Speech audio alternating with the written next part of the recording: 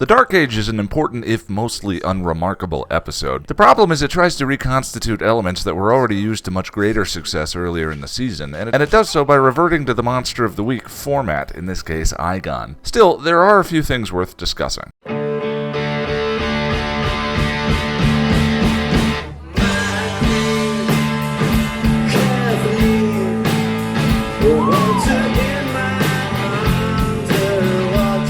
As a man anxiously searches for Giles, Buffy deafens him with her aerobics workout. The man gets choked out by a zombie-looking woman he recognizes, and Giles ominously uses Hamlet's last words. The rest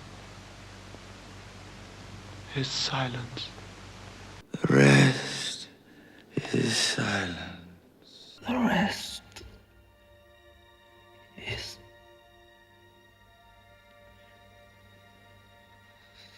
silence.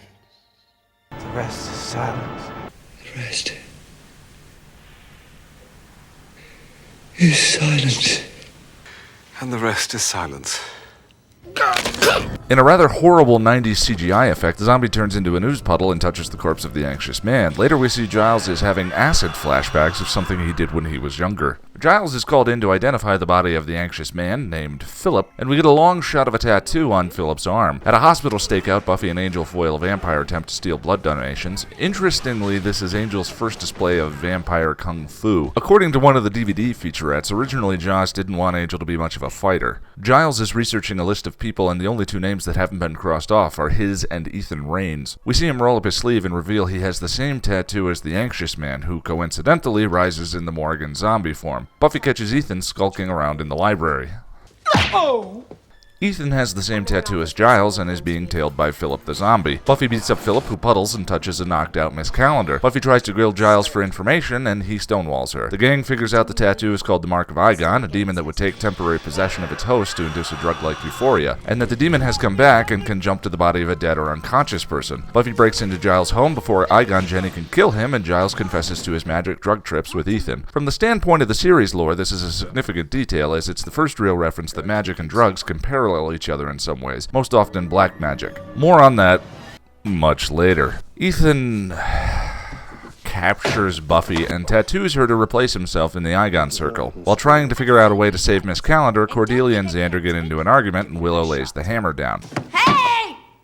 We don't have time for this! Eygon Jenny shows up at the former costume shop, looking more like a dark elf than a demon. Angel busts in and attacks Eygon Jenny, and Eygon jumps to Angel, a dead man, to try and possess him. Problem is, Angel has had a demon in him for a long time already. Miss Calendar is alive and well, but the demon possession has put a damper on her feeling for Giles.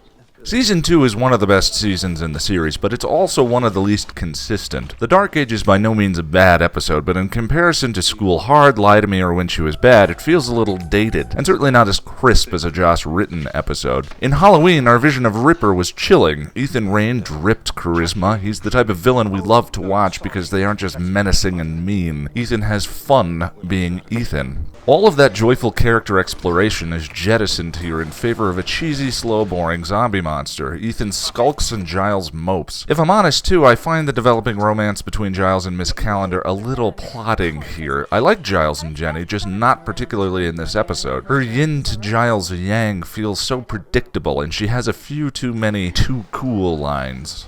Let's see if I can make you squirm. So I got involved. It's what happens when two people get involved. You could take me home, or you could take advantage of me in my weakened state. But there are some points to cover. Perhaps the most significant scene in the episode is the final one between Giles and Buffy. Buffy is a show about becoming an adult, and one of the inevitabilities of that transition is how we, hopefully uncynically, come to see our parents as fallible human beings. Giles tells Buffy most grown-ups are people. He isn't sure Jenny can ever forgive him, and he isn't entirely sure he's worth forgiving, and Buffy gives him a kind gift. I don't think she'll ever really forgive me. Maybe she shouldn't. Maybe you should. It's actually quite a sweet little scene. Most episodes in some way relate to Buffy, even if they're about a different character. In this case, the demon Eygon is a warning to Buffy as to the consequences of losing yourself in anything completely. Eygon, or I-Gone, represents Giles' experiments with hard drugs as a young man and how some mistakes can have consequences that ripple throughout our lifetimes. So there are a few things of merit. They're just stitched together with such cheesy and tedious direction. Eygon is completely unintimidating, either as a shambling zombie or weird acrobat thingy. Giles' flashbacks come off as cheesy 70s drug trips instead of Event Horizon-style nightmares. The pace of the episode just reverts to some of the Season 1 B-movie clunkers. It's another transitional episode from where the show began to where it's going.